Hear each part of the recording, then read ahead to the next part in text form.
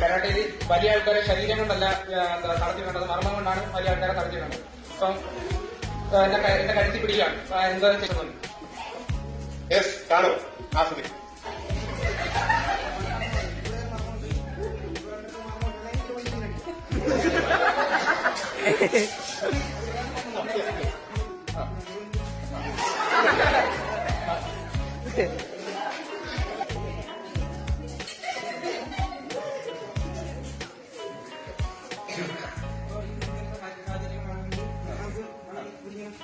അവിടെ പുഷ് ചെയ്യുന്നു, ഇരിക്കുന്നു. കണ്ട മനസ്സിലായോ?